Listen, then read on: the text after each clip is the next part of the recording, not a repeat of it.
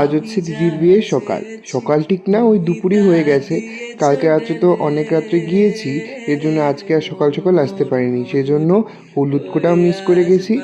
জল ভরতেও যে ওরা গেছে সেখানেও যেতে পারিনি। এখানে অনেক লোক চলে গেছে, এখন রয়েছে শুধুমাত্র দিদির বান্ধবীরা।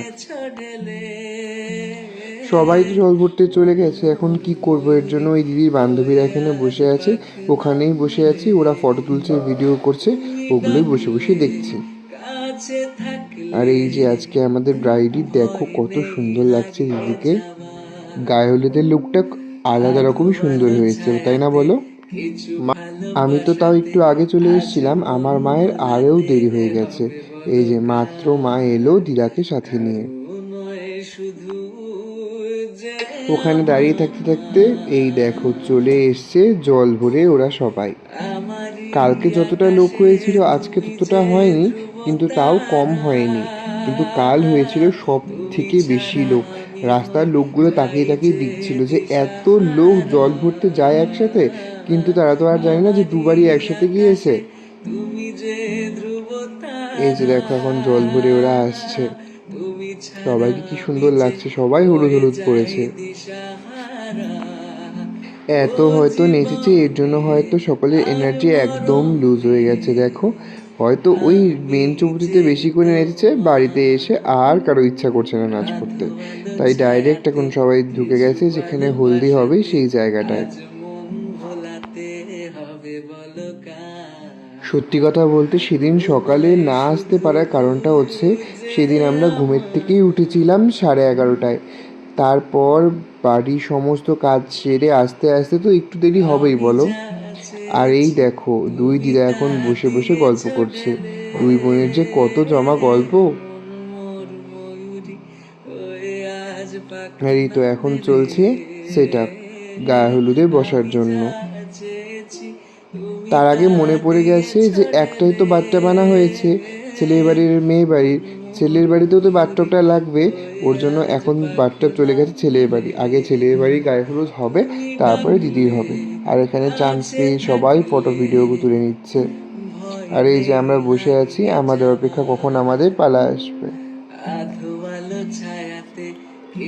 চান্স পেয়ে আমিও তুলে নিলাম একটু দিদির সাথে ফটো ভিডিও, কারণ এরপরে তো আর সুযোগ পাওয়া যাবে না, একের পর এক ক্লায়েন্ট চলেই আসছে।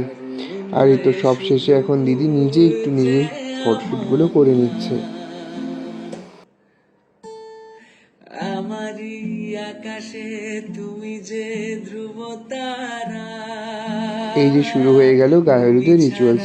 প্রথমে নাপিত কাকু এসে হাতে পায়ের নখগুলো একটু ধার দিয়ে দিচ্ছে। এটা কি নিয়মে ঠিক বলতে পারবো না, কিন্তু সব বিয়েতেই হয়তো হয়, দেখেছি। এই তো এখন নাপিত কাকুর ছোঁয়ানোর পর এখন একে একে সবাই গায়ে হলুদ লাগাবে। সত্যি আজকে দিদিকে এত সুন্দর লাগছে না এই লুকটাই, কি যে বলবো। গতকালকের লুকটার থেকেও আজকের লুকটা হয়তো খুব বেশি বেশি ভালো লাগছে।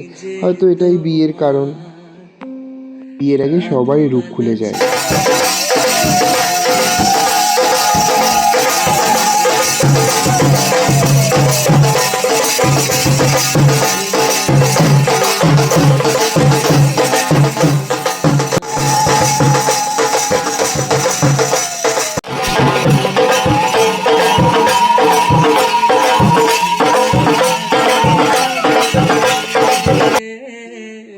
এখন মিতু মাসি মানে দিদির মা এখন দিদিকে গায়ে হলুদ লাগিয়ে দিল। আর দেখো এই মুহূর্তে দুজনেই কতটা ইমোশনাল হয়ে পড়েছিল। তুমি তা দিয়েছ ঢেলে।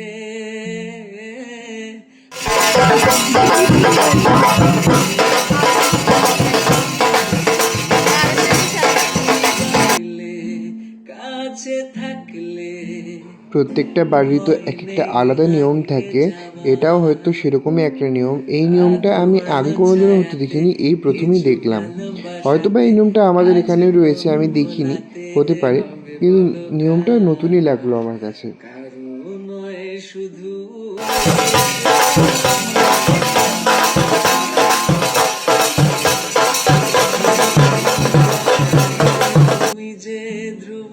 এই যে এটা হচ্ছে গায়ে হলুদের সব থেকে মেইন আকর্ষণ। এখন সবাই মিলে দিদিকে হলুদ লাগাচ্ছে গায়ে।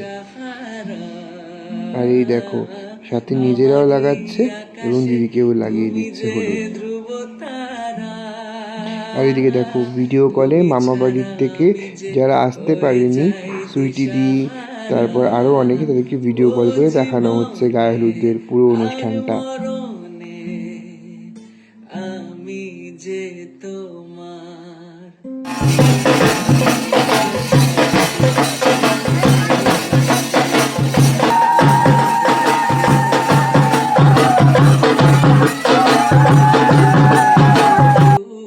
দিদি স্নান করে নিয়েছে, এখন যাবে দিদি সাজতে, আর তাই তার আগে সকলকে প্রণাম করে নিচ্ছে।